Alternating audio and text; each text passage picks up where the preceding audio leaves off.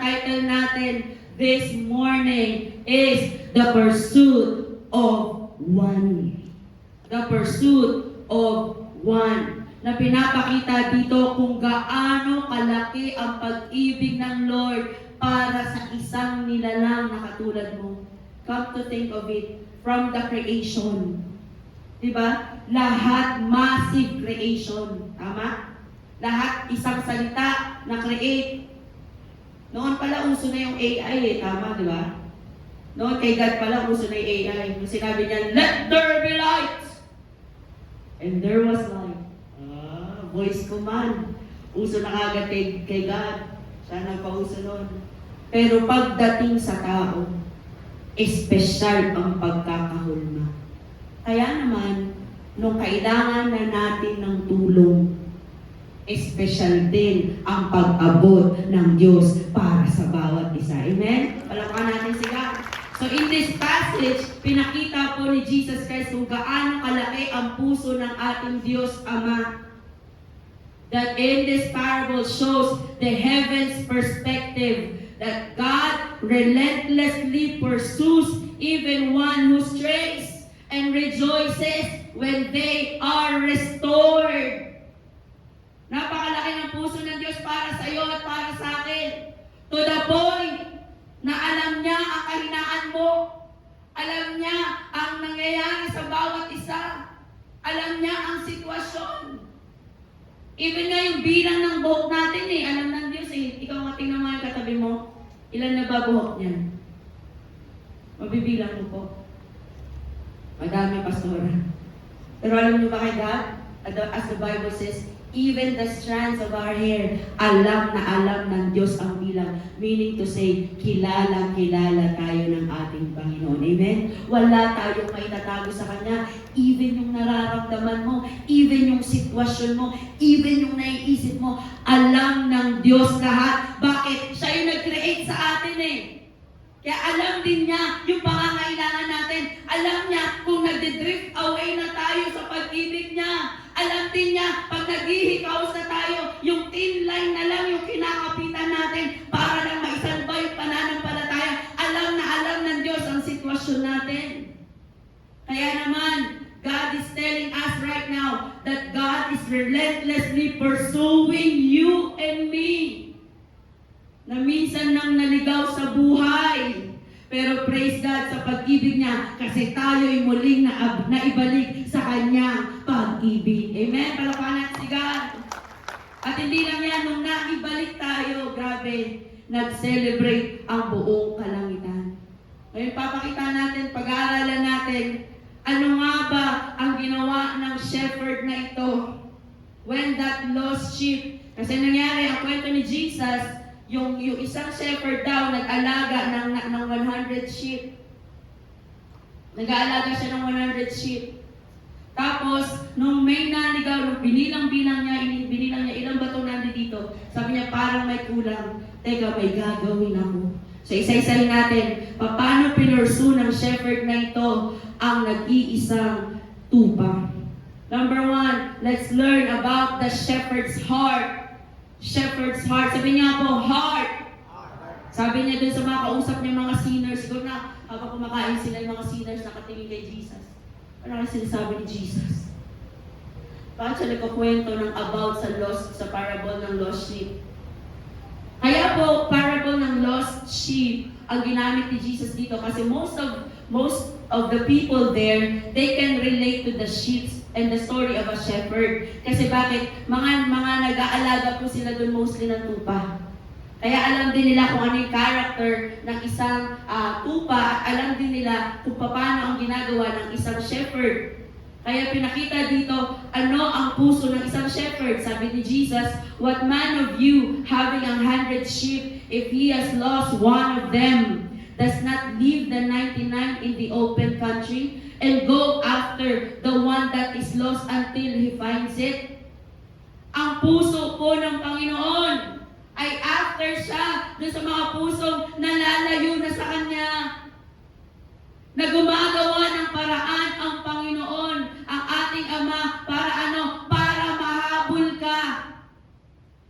His heart goes to the people na alam niya His heart goes to the people na wala pang kaligtasan. The heart of the Father goes to the people na kailangan ng kaligtasan. So in this parable, pinakita niya yung 99, ang dami naman ng 99, it's out in the open. Pero ang maganda sa shepherd, alam din niya yung ugali ng bawat kawan niya. So dahil alam niya yun, alam din niya sa sarili niya na ligtas sila sa peripheral na ito. At dahil meron siyang nakita, wala Teka, kulang ng isa. Yung may tama sa tuhod, wala. Yung merong kulubot dito sa tuhod, wala. Hanapin ko nga lang to. Yung may tusalo siya. See? Ganun katindi mag-alaga mga shepherd. 100 yun. Pero bawat isa nun, alam niya yung character. Kaya kapatid, I'm gonna tell you, yung greatest shepherd natin, alam din niya ang character natin. Amen? Alamaan natin si Jesus. Yun yung puso niya na napakalaki at meron siyang sa puso niya special place para dun sa mga lost soul. Kaya nga po pinadala dito si Jesus first Diba in John 3:16, alam na natin yan, na gayon na lamang ang pag-ibig ng Diyos sa sanlibutan, kaya binigay niya ang kanyang bugtong na anak. Upang ang sino mang sumampalataya hindi mapahamak kundi magkaroon ng buhay na walang hanggan. Because the shepherd notices the missing one. He doesn't dismiss it as insignificant. So hindi po tinitignan ni Jesus yung nalolos na insignificant. Ay, bahala na siya. Matigas na may ulo niya di umalis siya, di lumayas siya. Tignan natin kung hanggang saan niya kakayanin. Tignan ko lang. Kung kayanin ba niya magtagal na mawala ako, sige lang. Lakas na loob mo Hindi ganun ang Ama. Hindi ganun si God. In His heart, He has this big part in His heart, a special place sa mga anak niya na naliligaw. May puso siya. At ang storya na to ng the parable of the lost sheep is a reminder for every one of us. Kapatid, hindi ka insignificant sa Panginoon. Kapatid, importante ka sa Panginoon. Sabi mo nga sa katabi mo, importante ka kay Lord. Sabi mo sa kabila, importante ka kay Lord. Diba? How does it feel right now that you are hearing this? Yung iba, iniiwanan ako. Yung iba, nilalayuan ako. Pero si Lord, kay Lord, importante ako. Amen? Lawa natin sila. He is not looking unto us, to that lost soul na insignificant, but we are important. Sabi sa Matthew 9:36, when He saw the crowd, bakit ganito kalaki ang puso ni Jesus? Kasi pag tinignan niya tayo, listen to this church, pag tinignan ka ng Panginoon, alam mo yung puso ng isang ama? Alam mo yung puso ng isang ama? Sino po dito mga tatay? Taas kami. Oh, praise God. At sino po dito may anak? Diba? Pag tinignan mo yung anak mo, pag tinignan mo, lalo na pagtulog, diba? Oh, I'm blessed. May anak ako. I'm blessed si anak. Ang balik pa pag-gising na, no? Kidding aside.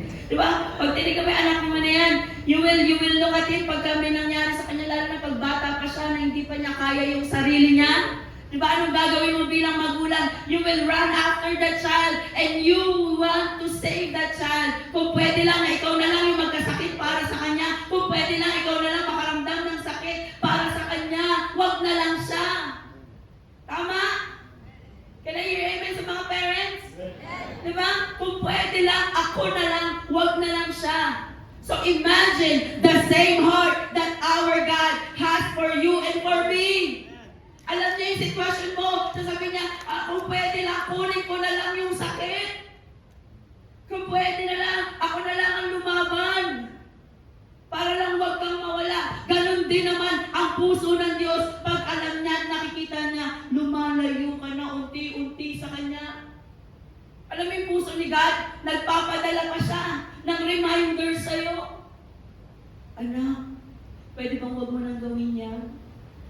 Anak, pwede bang dito ka na lang? Magre-remind pa yan. Anak, pwede bang gawin mo na lang ito? Why? Because we are so important. Alam ng Diyos kung ano din yung patutunguhan natin pag lumayo tayo sa piling niya. In the love of God, church, listen. In the love of God, there is protection. In the love of God, there is blessing. Sino pong may payong? Pwede pong mahiram.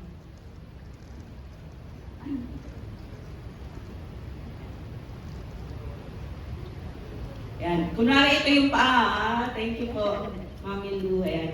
Itong payong, this describes God's protection and love.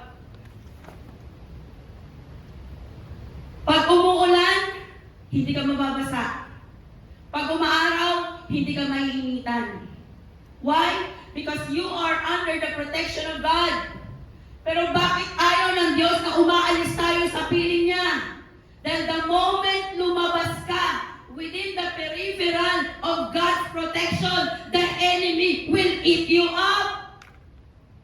Kakainin ka ng demonyo, pababagsakin ka ng demonyo, sasaktan ka ng demonyo. Alam ng Diyos na nakahanda ang demonyo at atakihin ka oras na lumabas ka sa piling ng Ama. Ayaw ni God na maranasan natin yun. Kaya He keeps on sending us the reminder. Huwag kang aalis, huwag kang aalis. Kaya lang, may sarili tayong desisyon. May sarili tayong gusto. May sarili tayong paraan na minsan, madalas, yun ang inuuna natin. So we choose to shut down the protection of God sa buhay natin. And then here comes the enemy attacking us. And we can now find ourselves weary, broken, hurt, in pain. Bakit? Pinili natin umalis sa proteksyon ng ating Ama. Alam ng Lord kung nawawala ka na. Alam ng Lord kung pabitaw ka na. Pero good news, handa ang Diyos na sa gabi muli ang bawat isa. Palapakan natin sa Diyos. Sabi na, di ba? Nung tinignan niya yung tao, when He saw the crowd, Jesus says, He had compassion on them because they were harassed and helpless like sheep without a shepherd. Pag ang sheep walang shepherd, napapahamak. Kaya sabi mo sa katabi mo, huwag kang umalis kay Lord. Sino ba itong mga lost sheep na to? Yung mga lost sheep na to, they are the sinners who have gone astray. They are the marginalized and rejected. They are the harassed and helpless. Or even, they are the believers who drifted away from God. Or maybe, this is you. I don't know your situation. But only God knows. At hindi aksidente na naparito ka ngayon at narinig mo ang mensahe ng Diyos. Receive this in your heart. You are not insignificant in the eyes of God. Ezekiel 34:11 says, I myself, grabe oh, grabe si God, oh, I myself will search for my sheep and seek them out. Grabe. Si God mismo, hahanapin at hahanapin niya ang kanyang tupa. Dahil kilala ka niya, dahil mahal ka niya. Can I hear amen? Amen. God sees when we wander, church. You know? No one is too small or unimportant for His care. Kapatid, importante ka sa Diyos. Importante ka sa Diyos. Importante ka sa Diyos. Importante ka sa Diyos. Importante tayo sa Diyos. Lahat tayo ay laman ng kanyang puso. Yet the shepherd's heart, it's too big, too wide, para sa atin, para sa bawat isa, at lahat tayo may kalalagyan sa puso ng ating Diyos. Amen? Pangalawa, tingnan natin anong ginawa ng shepherd, the shepherd's pursuit. Nung nabilang niya, 1, 2, 3, 4, 99! Asan yung isa? Alam niyo yung mga karakter ng mga shepherds? Yung peripheral, inilalagay nila yung kanilang mga tupa sa peripheral, sa area na hindi kayang atakihin ng lobo. Kasi bakit? Ang lobo po, umaatake yon sa mga tupang nag-iisa. Favorite nila yan. Yung mga nag-iisa, yung lumalayo, yung mga nagmumukmok, hindi na lang muna ako mag-church. Itatampo ako. Nasaktan ako. Ang sakit. Dito na muna ako. No.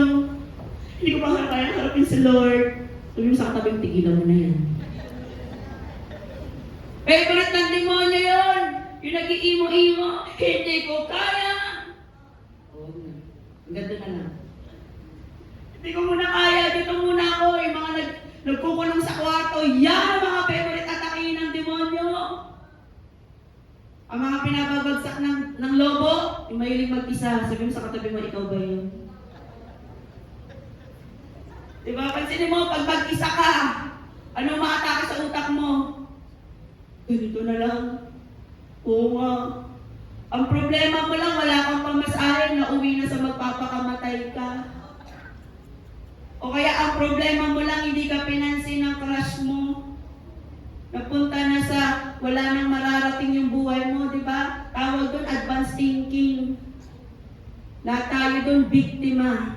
Bakit? Mahilig mag-isa. The battleground is in the mind. Kaya po pag ito empty ng presensya at mga salita ng Diyos, demonyo maatake dyan. Pansinin mo, pag negative ang umatake, demonyo yun. Kaya ang gagawin natin, iwaksi yun. In Jesus' name, I rebuke you negative thinking. Hindi ka galing sa Diyos, galing ka sa demonyo. Kaya mula ngayon, wala na mag-iisa, baka ang lobo, atakihin ka. Paglingon mo, andyan na siya. Lingunin mo nga yung katabi mo, lobo ka ba? So ito na, takot po yung ay alam ng shepherd kung saan niya ilalagay yung kawan niya, we're in a protected place. Tapos, alam niya kung saan yung area na delikado. At dahil kilala din tayo ng Diyos, alam din niya yung mga diskarte natin. Alam niyo po ba yun? Alam ni God yung mga diskarte natin. Itong anak ko na to, may clip-PC nito eh. May clip-PC nito eh. Teka lang. Mamaya konti, didiskarte na to ng hindi maganda eh. Teka nga. Konti na lang. Alam din ni God kung ano yung patutunguhan natin. Tayo, limited, tama? Ganun nyo nga po yung kamay nyo. Tapos tignan niya yung kamay niya. Dali, nasamahan niyo naman ako. Ganun lang po yung kamay nyo. Tapos tignan niyo yung kamay nyo Pag nakita niyo yung kamay nyo, malinaw yung kamay nyo, tama? Malabo yung beyond ng kamay nyo, tama? O tignan nyo ngayon yung beyond ng kamay nyo. Tignan nyo ako. Di ba malinaw ako? Ano yung malabo? Yung kamay natin. Bakit? Limitado tayo. Kung ito ang tinitignan mo, malabo na yung kabila. And even, hindi ko nakikita yung likod. Pero alam niyo si God, alam niya 360 degrees ang mangyayari sa buhay natin. Amen? Kaya, palaban natin si God. Kaya po, nakabantay talaga ang Diyos natin. So nakita niyo may isa, makulit. Tigas ng ulo pala desisyon sa buhay. Tumakbo na naman. Ang ginawa ng shepherd, hinanap niya. Hinabol niya. Ginawa niya ang lahat ng paraan para lang matagpuan yung isang nawawala. Kasi bakit? Importante sa Lord. Iniwan niya itong 99 kasi alam ni God, itong 99, church, listen na, there is power in numbers. Alam niya na itong 99 na to, kayang magpalakasan ito sa isa't isa. Bakit? Madami sila. Kung may nangihina, iaangat nila yun. Matatatag sa pananampalataya kasi sama-sama ang after siya dun sa nag-iisa na alam niya, kailangan niya ng tulong. So the Lord, the shepherd, looked na nawawala, hinanap-hinabol. At ganun din si Lord sa iyo, kapatid. May mga times sa buhay mo na nagkamali ka ng desisyon, andyan na si Lord, hinahabol ka niya. Sabi, and go after the one which is lost until He finds it. Church, the shepherd did everything he could to find the missing sheep. God's pursuit of you and me is His way of showing how deeply valuable we are in the eyes of God. Palakpakan natin yung palakpak para sa nagmamahal na Diyos. We are valuable. Importante ka. Sabi mga sa katabi mo, you are valuable. Sabi mo sa kabila, you are valuable. Alam niyo kung gaano ka-importante? Listen to me. Alam mo kung gaano ka-importante? Pwede po ba natin basahin sa John 10:11?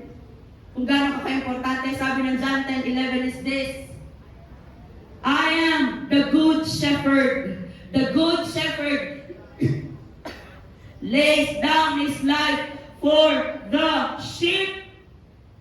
Gaano ka-importante? Buhay lang naman ni Kristo ang katapat mo. Dugo lang naman ni Kristo ang katapat mo. Kaya kung ang tingin mo sa sarili mo ay wala ng halaga, wala ng patutunguhan, ang tingin mo sa sarili mo ay maliit, I'm gonna tell you this: pinuwis ng Diyos ang kanyang buhay para lang maligtas ka, para lang maligtas ka, para lang maligtas ka, para lang maligtas ako. Dugo ni Kristo, walang kapantay na halaga ang value mo.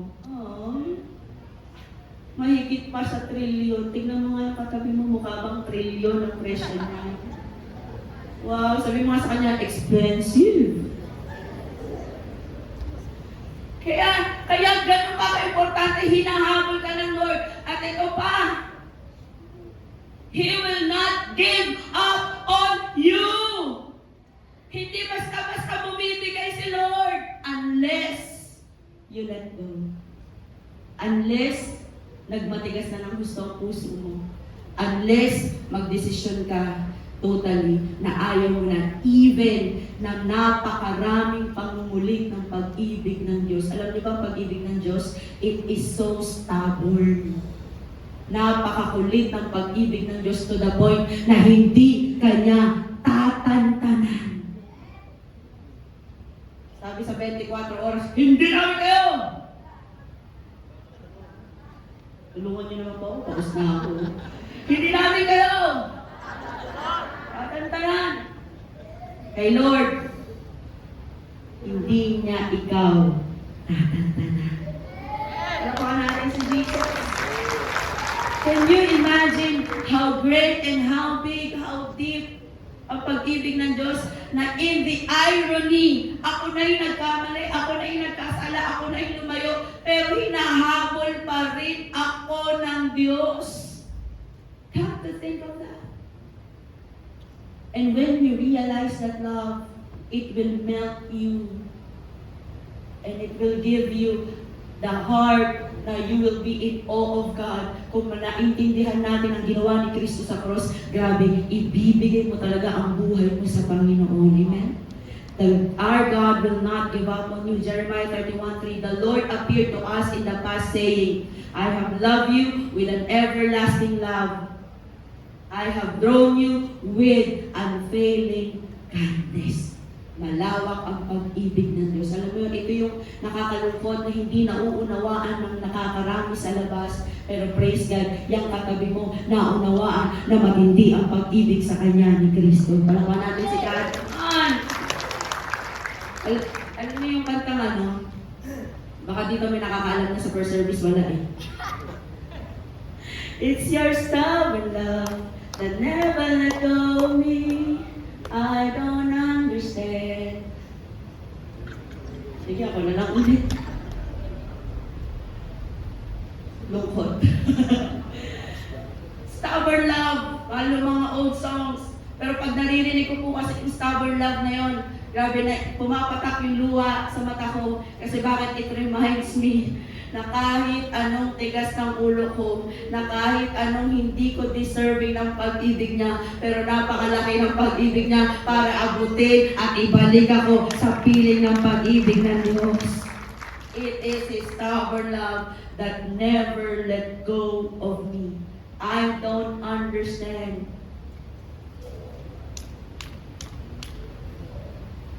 Sana po pag-uwi niyo hanapin yun, hindi kayo makatulog. Kapatid, hinahanap ka na ni Lord. Sabi mo sa katabi mo, hinahanap ka na ni Lord. Sabi mo sa kabila, hinahanap ka na ni Lord. And number 3 and the last, can I hear that? Can I request the keyboardist? The shepherd's joy. The shepherd's joy. Una, the shepherd's heart. That God has a big heart for every one of us. Pangalawa, the shepherd's pursuit, na gagawin niya ang lahat, maibalik ka lang niya sa kanyang kawa at kanyang pag-iingat. Grabe, no? Grabe yung pag-ibig ng Diyos. Gusto ka niyang ibalik talaga sa pag-ibig niya. Kahit pala desisyon ka sa buhay mo. And the shepherd's joy, eto na, sa verse 5 and 6. Samahan niyo po akong basahin. And when he has found it, he lays it on his shoulders, rejoicing. Mukha lang po masaya po yung tao na yan, promise. Rejoicing. And when he comes home, he calls together his friends and his neighbors, saying to them, rejoice with me, for I have found my sheep that was lost. Kapatid, sineselebrate ka ng Panginoon. Ang buhay mo, kasi-celebrate sa Panginoon. Ang buhay mo, importante, sineselebrate ng Panginoon. Come on, can we give God a clap of offering? Grabe! Can you still remember the moment when the first time you have given your life to Jesus?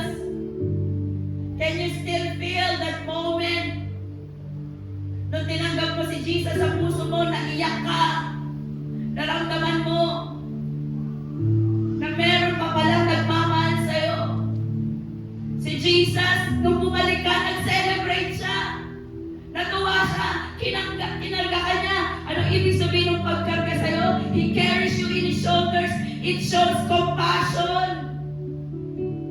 It shows compassion. Nung nakita ka niya, andyan ka lang pala. Alam ko nahihirapan ka na dyan. Alam ko kailangan mo na ng tulong dyan. Ba't ka kasi nag-iisa? Kasi tumakbo pa. Halika nga dito. Kakargahin kita. It gives compassion. Usually, pag nagkamali tayo, tinipikin tayo. Parang gusto mo na lang, o lupa, lamunin mo ako. Bakit? Ayan kasi! Teka sa ulo mo! Sinabi ka sa'yo, hindi ka na natuto! Ilang beses na yan! Ulit ka na! Wala kang pinagkatandaan! Bakit na wala kang pinagkatandaan? Sana hindi na lang ako bumalik. Pero iba kay God. Kay God, hinahanap ka niya. Andyan ka lang pala. Sabi ko sa'yo, mahirap yan eh. Sabi ko sa'yo, masakit dyan. Sabi ko sa'yo, hindi mo kakayanin yan. Halika nga dito, anak. Balik ka na sa piling ko. Kasi hindi tama dito, hindi maganda dito. Kinarga. Showing compassion and showing strength. Next, Isaiah 40:11 says, He will gather the lambs in His arm and He will carry them in His bosom. Sunod na ginawa ng shepherd, nag-rejoice. Pagka-rejoice niya, alam mo yung kagalakan sa puso niya nung ikaw bumalik, nung ikaw natagpuan, yung ngiting mo lang, yung ngiting puno-puno ng tagumpay, ganun mag-rejoice. Ang shepherd is rejoicing. Sabi dito sa Luke 15:10, likewise I say unto you, there is joy in the presence of the angels of God over one sinners that repented. Hindi lang po ang shepherd natin ang nag-rejoice. Nung bumalik ka, buong sa kalangitan, nag-rejoice sa pagbabalik mo. You know what? The scholar says, pag kami tumatanggap sa harapan, halimbawa, matagal ka ng Kristyano, pero nawalay ka, tapos na-realize mo, kailangan mo si Lord, tapos bumalik ka, alam mo ba, punong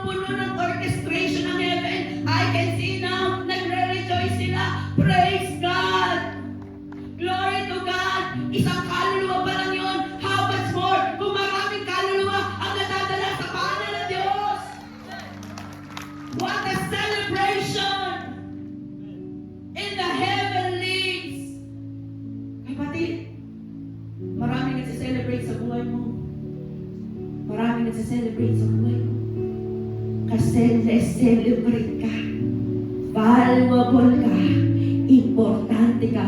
Hindi man sa paningin nila, pero importante ka sa ating Ama. Alam mo, anak, si God! And leprosy, he celebrated. Whenever a lost soul is found, it calls for celebration. I say to you that likewise there will be more joy in heaven over one sinner who repents than over 99 just person who need repentance. Before I end, I would like to share to you this testimony.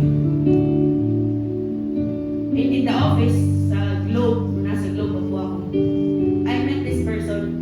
Lagi sinasabi sa akin ng Lord, pakilala mo ako sa kanya. Lord, wala pa akong relationship sa kanya, naiya ako. The following week, pakilala mo ako sa kanya. Lord, parang walang chance. Tatry ko pero walang chance. Bigyan mo ako ng chance. At then one day, pumasok ako napakaaga sa office at 6 a.m. Duty ko 8 a.m. Pasok ako 6 a.m. Sakita ko siya nandun umiiyak. Tapos alam yung bulong sa akin ng Lord, time mo na. So I sat down beside him. Tapos pinakalabi ko sa kanya, what happened? Mind to share? Ma'am Jovi, ganito, ganyan. And then I prayed. You know what? After that prayer, sabi ko sa kanya, alam mo, gusto ng Lord, special ka sa paningin niya, gusto ng Lord sagutin niya yung panalangin mo. Yung pala, hindi siya mabuntis-buntis.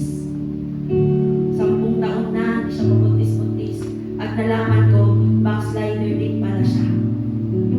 Sabi ko sa kanya, sabi niya, baka pinaparusahan ako ni God. No, don't think about that. Don't think like that. Hindi ganun si God. Hindi siya hudlong. Maybe this time, pinapaalalahanan ka na niya. Na ano man ang sitwasyon, ang Diyos talaga ang kailangan natin. And that moment, she accepted Jesus Christ. Church, after a few months, lumipad na siya sa probinsya. Sabi niya, Ma'am Jovi, magsasama na kami ng asawa ko sa province na lang, doon na lang kami. Pero ngayon, nag-continue na ako sa church. Dito na yung church ko. At good news, Ma'am Jovi. After that prayer of acceptance, in 3 months time, nabuntis po siya. You know what? Your struggles is not the end of your story. Pero ang importante, umabalik tayo sa piling ng mga kapatid, hinahanap ka na niya. Hinahanap ka na niya. As I in Luke 15:4-7, it is not just an ordinary story about sheep. It is a story about you and me. At some point, each of us has been the one who wandered. Yet, God pursued us, carried us, and rejoiced over us. God's love is relentless, personal, and joyful. Let us embrace the shepherd's mission. Seek the lost, carry the weary, and rejoice in repentance. Hindi pa uli ang lahat. Panahon na